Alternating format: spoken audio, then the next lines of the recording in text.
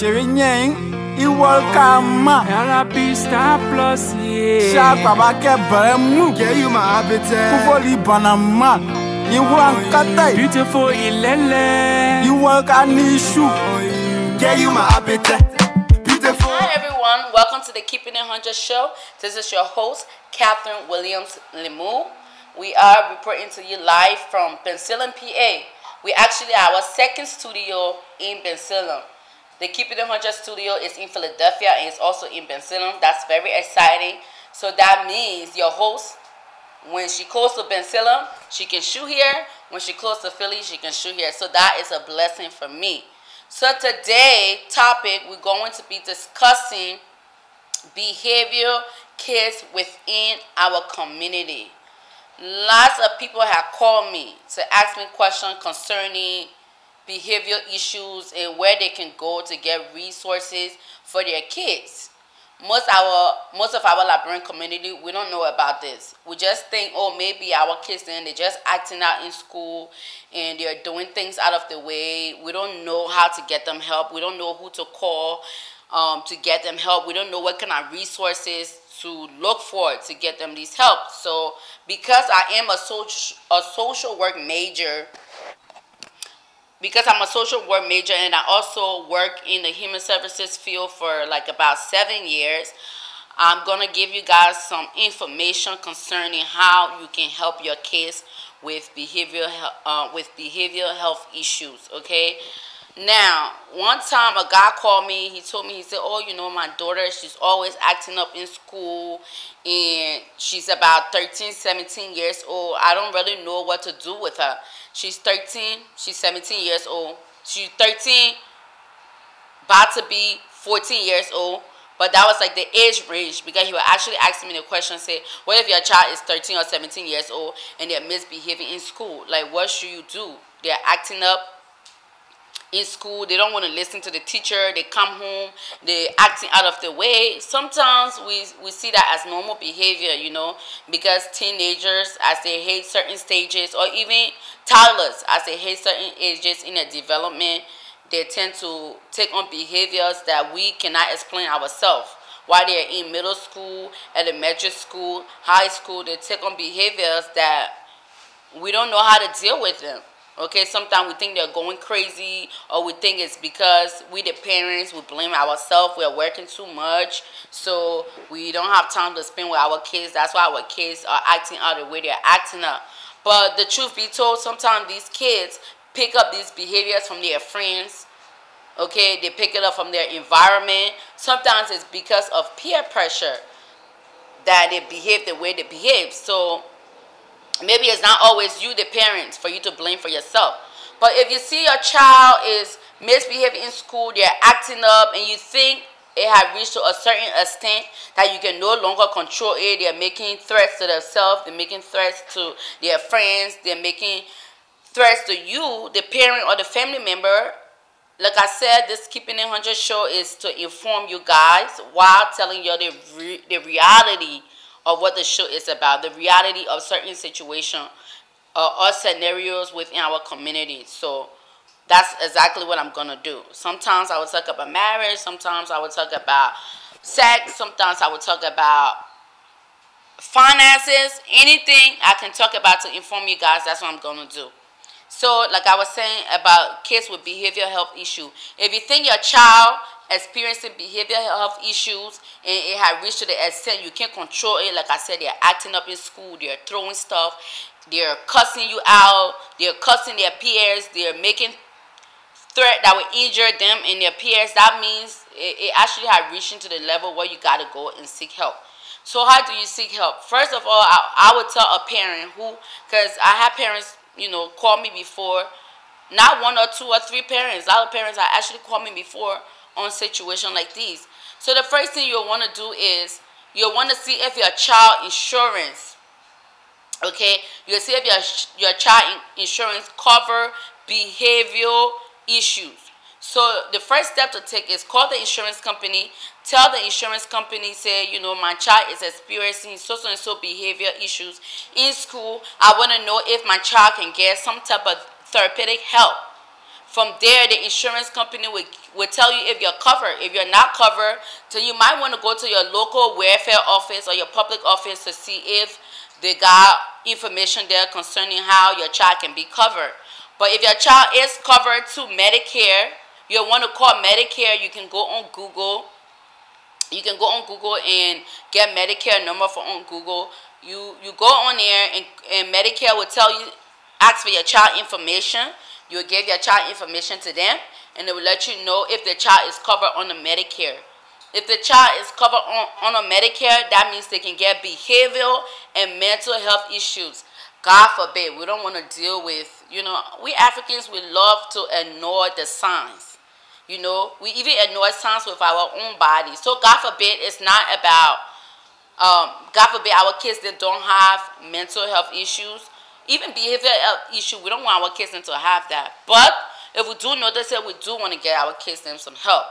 What if your child is a teenager, an adolescent, a toddler, wherever the case is, we do want to get that child or that teenager some help. So, like I said, you call Medicare, you give them all the information possible. They will tell you, say, okay, this is so insurance company you can reach out to for them to be able to help your child and for them to be able to cover your child so your child can get some kind of therapeutic help.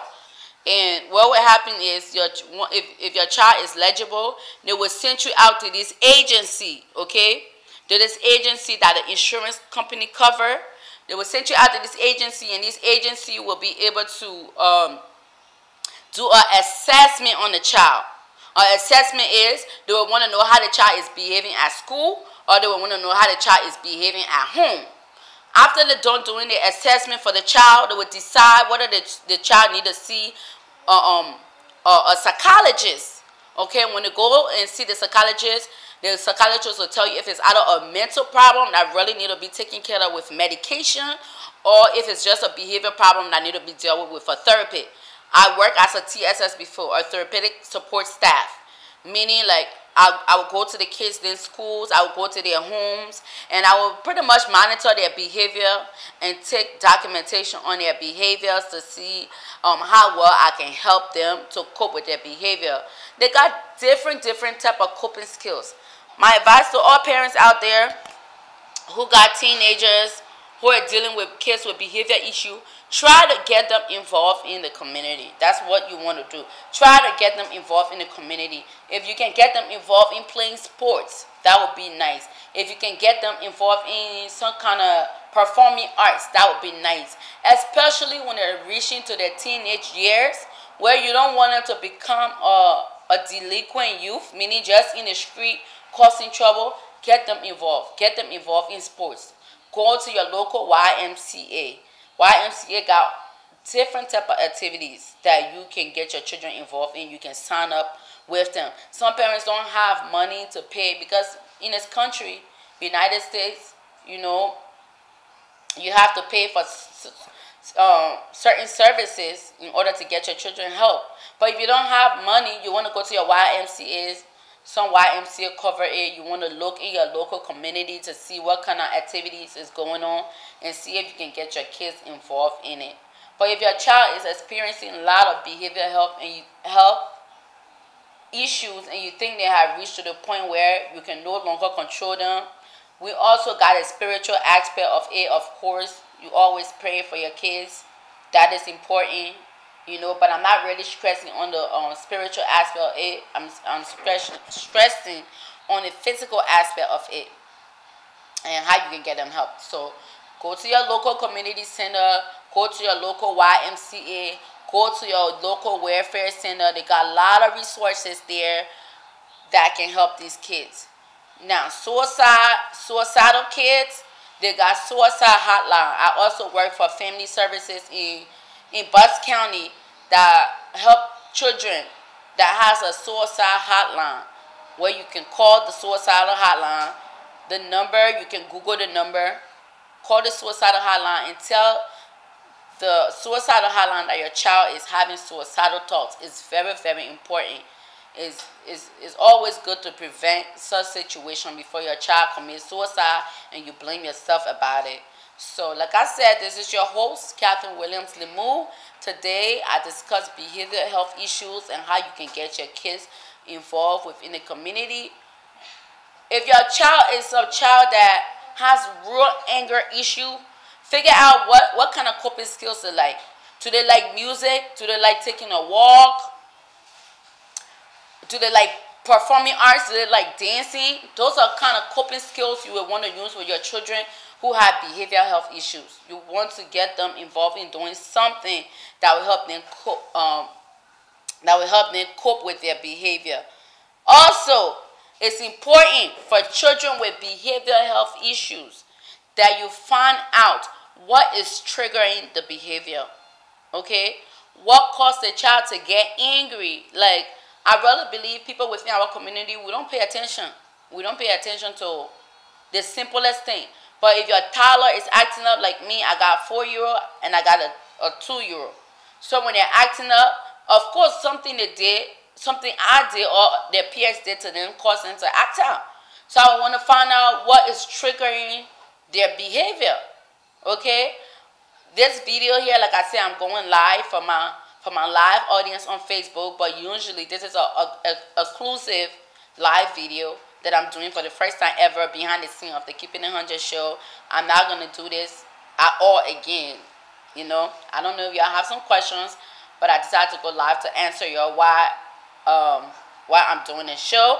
But I won't be going live again while I'm doing the show. Y'all will just get the episode posted up. Okay?